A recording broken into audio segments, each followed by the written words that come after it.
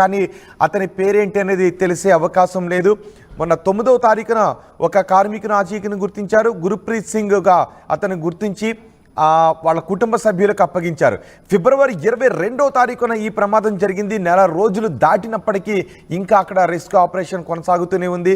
ఇప్పుడు మరొకరు ఆచూకీ తెలియడంతో ఇంకా 6 మంది జాడ తెలియాల్సి ఉంది. ఇప్పుడు ఒకరు ఆచూకీ తెలిసింది. అతన్ని కూడా బయటకు తీయటానికి, ఆ కార్మికుని దేహాన్ని బయటకు తీయటానికి ఇంకా మరికొన్ని గంటల సమయం పట్టే అవకాశం ఉంది అని తెలుస్తోంది. మా ప్రతినిధి మణికంఠ ఉన్నారు పూర్తి సమాచారం అందించడానికి.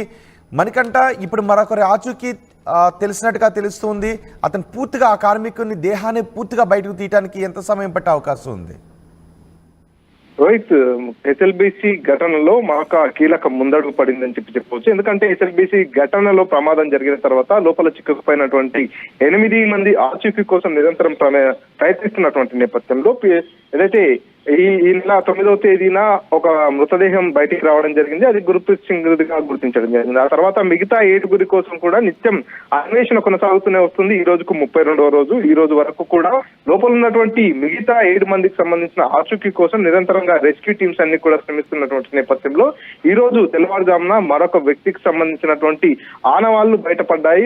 లోపల ఏదైతే పేరుకుపోయినటువంటి ఆ మట్టి బురద అంతటిని కూడా మినీ ఇటాచీ సాయంతో తవ్వకాలు జరుపుతున్నటువంటి నేపథ్యంలో తవ్వుతున్నటువంటి సందర్భంలో ఒక్కసారిగా భారీగా దుర్వాసనతో పాటు ఒక మనిషికి సంబంధించినటువంటి ఆనవాళ్లను అక్కడ రెస్క్యూ టీమ్స్ అన్ని కూడా గుర్తించడం జరిగింది. ఈ నేపథ్యంలో అక్కడ ఉన్నటువంటి ఆ మృతదేహాన్ని బయటికి తీసుకొచ్చే పనిని ప్రారంభించారు. అక్కడ పూర్తిగా పెద్ద ఎత్తున, ఎందుకంటే దాదాపుగా 32 రోజులు గడుస్తున్నటువంటి నేపథ్యంలో అక్కడ లభిస్తున్నటువంటి ఆ మృతదేహానికి సంబంధించి కూడా భారీగా బ్యాడ్ స్మెల్ వస్తున్నటువంటి పరిస్థితి. ఈ నేపథ్యంలోనే లోపలికి స్ప్రే బాటిల్స్ ని కూడా రెస్క్యూ టీమ్స్ అంతా కూడా తీసుకెళ్లిపోయారు. ఎందుకంటే అక్కడ భరించలేని దుర్వాసన వస్తున్నటువంటి నేపథ్యంలో వారంతా కూడా పనులు చేయడానికి కొంత కష్టమైనటువంటి పరిస్థితి నెలకొంది. ఈ నేపథ్యంలోనే లోపలికి స్ప్రే బాటిల్స్ కూడా తీసుకెళ్లారు. అక్కడ ఉన్నటువంటి మృతదేహం పూర్తిగా టీబీఎం అవశేషాల కింద భాగంలో కూడా పడిపోయినట్టుగా తెలుస్తుంది. మనం చూసాం మొదట్లో ఏదైతే 9వ తేదీన ఎవరైతే గుర్ప్రీత్ సింగ్ కు సంబంధించినటువంటి మృతదేహాన్ని గుర్తించినటువంటి నేపథ్యంలో అప్పుడు దాదాపుగా 24 గంటల కంటే ఎక్కువ సమయం పట్టింది అక్కడ గుర్ప్రీత్ సింగ్ కు సంబంధించినటువంటి మృతదేహాన్ని బయటకు చేయడానికి. పూర్తిగా టీబీఎం మిషన్ కు సంబంధించినటువంటి ప్లాట్ఫామ్ ఏదైతే ఉందో అదంతా కూడా గుర్ప్రీత్ సింగ్ మృతదేహంపై పడి ఉన్నటువంటి నేపథ్యంలో అక్కడ గ్యాస్ కట్టర్ల సాయంతో పూర్తిగా ఏదైతే టీబీఎం మిషన్ కు సంబంధించినటువంటి ప్లాట్ఫామ్ అంతా కూడా తొలగించిన తర్వాత దాదాపుగా 24 గంటల పై సమయం అంతా కూడా కష్టపడిన తర్వాత గుర్ప్రీత్ సింగ్ బాడీని బయటకు తీసుకురావడం జరిగింది. ఇప్పుడు ఏదైతే లోపల మరొక మృతదేహం కనిపించిందో ఆ మృతదేహం ఎవరిదనేది కూడా పూర్తిగా గుర్తించలేనటువంటి పరిస్థితి. ఎందుకంటే గుర్ప్రీత్ సింగ్ మృతదేహం లభించినటువంటి సందర్భంలో అప్పుడు 15 రోజులు మాత్రమే గడుస్తుంది.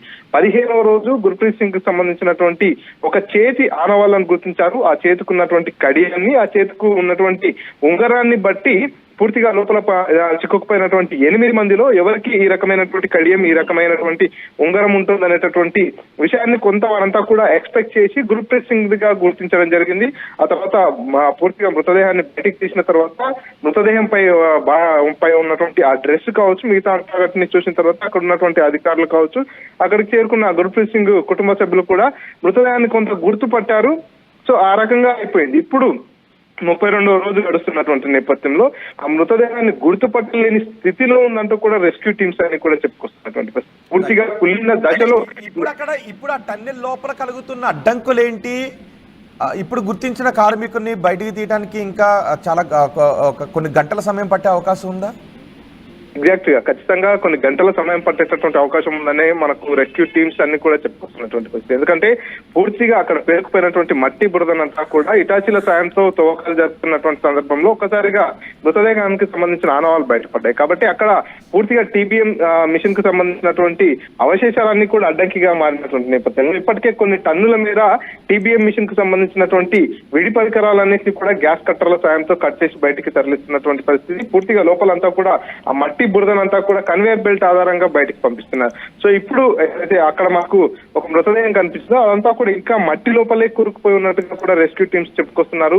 అదంతా కూడా మట్టిని తవ్వుతున్న కొద్దీ అక్కడ టీబీఎం కు సంబంధించినటువంటి పరికరాలన్నీ కూడా కనిపిస్తున్నట్టుగా తెలుస్తుంది. ఈ నేపథ్యంలో అక్కడ లోపలంతా కూడా గ్యాస్ కట్టర్లు తీసుకెళ్లారు. గ్యాస్ కట్టర్లతో ఆ టీబీఎం మిషన్ కావచ్చు, ఇనుప రాడ్స్, ఐరన్ రాడ్స్ కానీ ఐరన్ పరికరాలు ఏమన్నా ఉంటే వాటన్నిటిని కత్తిరించడంతో పాటు ఈ మిషన్లతో ఇంతవరకు కూడా తవ్వకాలు జరిపారు. ఇప్పుడు అక్కడ మృతదేహాన్ని గుర్తించిన నేపథ్యంలో మనుషుల సాయంతో అక్కడ అంతా కూడా తవ్వకాలు జరిపి అక్కడ లభించినటువంటి మృతదేహాన్ని బయటకు తీసేటటువంటి అవకాశం ఉంది. దీనికి ఇంకా కొన్ని గంటల సమయం పట్టేటటువంటి అవకాశం ఉందంటున్నారు. ఈ రోజు మధ్యాహ్నానికి కానీ ఈ రోజు సాయంత్రానికి కానీ మరొక మృతదేహాన్ని కూడా బయటకు తీసేటటువంటి అవకాశం ఉంది. రోహిత్ రైట్ మణికంఠ, ఎస్ఎల్బిసి సొరంగంలో కార్మికుల కోసం ఇంకా రెస్క్యూ ఆపరేషన్స్ కొనసాగుతూనే ఉన్నాయి. గత నెల 22వ తారీఖుని ప్రమాదం జరిగింది. నెల రోజులు దాటింది, ఇంకా 6 మంది జాడ తెలియాల్సి ఉంది.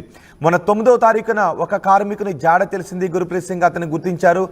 అతన్ని గుర్తించిన తర్వాతే అతను పూర్తిగా బయటకు తీయటానికి, అతని దేహాన్ని పూర్తిగా బయటకు తీయటానికే కొన్ని గంటల సమయం పట్టింది. ఆ తర్వాత ఆ కార్మికుని దేహాన్ని కుటుంబ సభ్యులకు అప్పగించారు. ఇంకా రెస్క్యూ ఆపరేషన్ 24 గంటలు 24 అవర్స్ అక్కడ చేస్తూనే ఉన్నారు.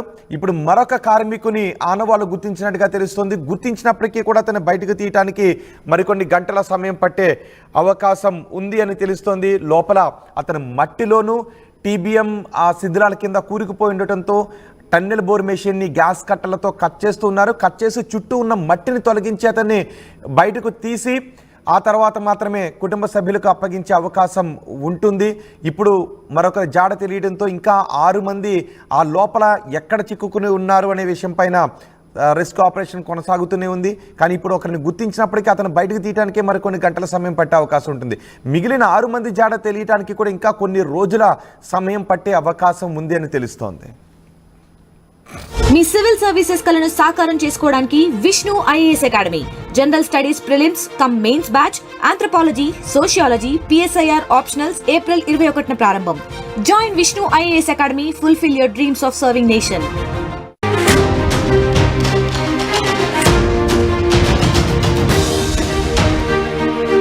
Breaking news, SLBC rescue operation లో కీలక పరిణామం చోటు చేసుకుంది. మరొక కార్మికుని ఆచూకీ తెలిసింది. ఫిబ్రవరి 22వ తారీఖున జరిగిన ప్రమాదంలో 8 మంది కార్మికులు ఎస్ఎల్బిసి సొరంగంలో చిక్కుకుపోయారు. అప్పటి నుంచి రాత్రి పగలు 24 అవర్స్ అక్కడ రెస్క్యూ ఆపరేషన్స్ కొనసాగుతూ ఉన్నాయి. రోబోలను కూడా లోపలికి పంపించారు. ఎన్నో బృందాలు లోపలికి ఆ ఎస్ఎల్బిసి సొరంగంలో 14 కిలోమీటర్ల దూరంలో, ఎస్ఎల్బిసి సొరంగం ముఖద్వారం దగ్గర నుంచి 14 కిలోమీటర్ల దూరంలో రెస్క్యూ ఆపరేషన్స్ కొనసాగుతూనే ఉన్నాయి. ప్రాణాలకు తెగించి మరి రెస్క్యూ సిబ్బంది ఆ ఆపరేషన్స్ని కొనసాగిస్తున్నారు. ఇప్పటి వరకు కేవలం ఒకరి ఆచూకీని మాత్రమే కనుగొనగలిగారు. ఇప్పుడు మరొకరి ఆచూకీ కూడా తెలిసింది. గురుప్రీత్ సింగ్ ఆచూకీని గత మార్చి 9వ తారీఖున గురుప్రీత్ సింగ్ ఆచూకీని కనుగొన్నారు. ఆయన మరణించిన స్థితిలో ఆయన ఆచూకీని కనుగొన్నారు. మిగిలిన 7 ఆచూకీ కోసం కూడా నిరంతరం అక్కడ రెస్క్యూ ఆపరేషన్స్ కొనసాగుతూనే ఉన్నాయి. ఈరోజు మరొకరి ఆచూకీ తెలిసినట్టుగా తెలుస్తోంది.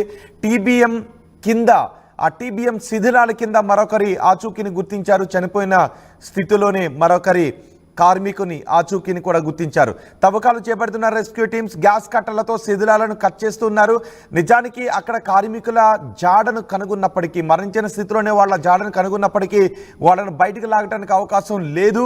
ఎందుకంటే నెల రోజులు దాటేసింది కాబట్టి వాళ్ళ ఆచూకీని కనుగొన్న తర్వాత, చేయో కాలో కనిపించిన తర్వాత వాటిని పట్టుకుని బయటకు లాగుతూ ఉంటే అక్కడ చాలా హృదయ విదారకంగా ఉన్నట్టుగా తెలుస్తుంది. వారి అవయవాలు ఊడిపోతూ ఉన్నాయి.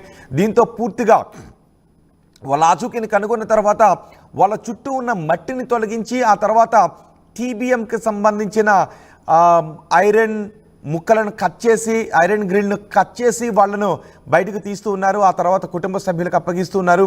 ఇప్పుడు మరొకరు ఆచూకీని కూడా కనుగొన్నారు. గ్యాస్ కట్టలతో శిథిలాలను కట్ చేస్తున్నారు. గ్యాస్ కట్టలతో ఆ టీబీఎంని కట్ చేస్తున్నారు. టన్నెల్ బోర్ మెషిన్ని కట్ చేసి వాటిని కన్వేయర్ బెల్ట్ ద్వారా బయటకు పంపించేస్తున్నారు. అయితే ఇప్పుడు కనుగొన్న కార్మికుని ఆచూకీ ఏంటి, అతని పేరేంటి అనేది ఇంకా తెలియాల్సి ఉంది. చనిపోయిన వ్యక్తికి సంబంధించిన ఆనవాళ్ళు మాత్రం లభ్యమయ్యాయి. టన్నెల్ లోపల ఇప్పటికే భరించలేని దుర్వాసన వస్తున్నట్టుగా తెలుస్తోంది. స్ప్రే బాటిల్స్తో లోపలికి వెళ్తున్నారు రెస్క్యూ బృందాలు. దుర్వాసన వస్తూ ఉండటంతో అక్కడ దుర్వాసన నుంచి బయటపడి ఆ రెస్క్యూ ఆపరేషన్స్ని కొనసాగించడానికి స్ప్రేలను వాడుతూ ఉన్నారు. మినీ హిటాచీతో అక్కడ తవ్వకాలు జరుపుతున్నారు. ఒక చిన్న ప్రొక్లైనర్తో అక్కడ తవ్వకాలు జరుపుతున్నారు. పెద్ద ఎత్తున మట్టి కూరుకుపోయింది. అక్కడ మట్టిని ఒక చిన్న ప్రొక్లైనర్తో తవ్వి ముందుకు వెళుతూ ఉన్నారు. ఇప్పుడు మరొక కార్మికుని ఆచూకీ తెలిసిందని చెప్తున్నారు. అయితే అతను పూర్తిగా బయటకు తీసిన తర్వాత కానీ అతని పేరేంటి అనేది తెలిసే అవకాశం లేదు. మొన్న 9వ తారీఖున ఒక కార్మికుని ఆచూకీని గుర్తించారు. గురుప్రీత్ సింగ్గా అతను గుర్తించి వాళ్ళ కుటుంబ సభ్యులకు అప్పగించారు. ఫిబ్రవరి 22వ తారీఖున ఈ ప్రమాదం జరిగింది. నెల రోజులు దాటినప్పటికీ ఇంకా అక్కడ రెస్క్యూ ఆపరేషన్ కొనసాగుతూనే ఉంది. ఇప్పుడు మరొకరు ఆచూకీ తెలియడంతో ఇంకా 6 మంది జాడ తెలియాల్సి ఉంది. ఇప్పుడు ఒకరు ఆచూకీ తెలిసింది. అతన్ని కూడా బయటకు తీయటానికి, ఆ కార్మికుని దేహాన్ని బయటకు తీయటానికి ఇంకా మరికొన్ని గంటల సమయం పట్టే అవకాశం ఉంది అని తెలుస్తోంది. మా ప్రతినిధి మణికంఠ ఉన్నారు పూర్తి సమాచారం అందించడానికి. మణికంఠ, ఇప్పుడు మరొకరి ఆచూకీ తెలిసినట్టుగా తెలుస్తుంది. అతను పూర్తిగా ఆ కార్మికుని దేహాన్ని పూర్తిగా బయటకు తీయడానికి ఎంత సమయం పట్టే అవకాశం ఉంది? రోహిత్, ఎస్ఎల్బిసి ఘటనలో మాకు కీలక ముందడుగు పడిందని చెప్పవచ్చు. ఎందుకంటే ఎస్ఎల్బిసి ఘటనలో ప్రమాదం జరిగిన తర్వాత లోపల చిక్కుకుపోయినటువంటి 8 మంది ఆచూకీ కోసం నిరంతరం ప్రయత్నిస్తున్నటువంటి నేపథ్యంలో ఏదైతే ఈ నెల 9వ తేదీన ఒక మృతదేహం బయటికి రావడం జరిగింది.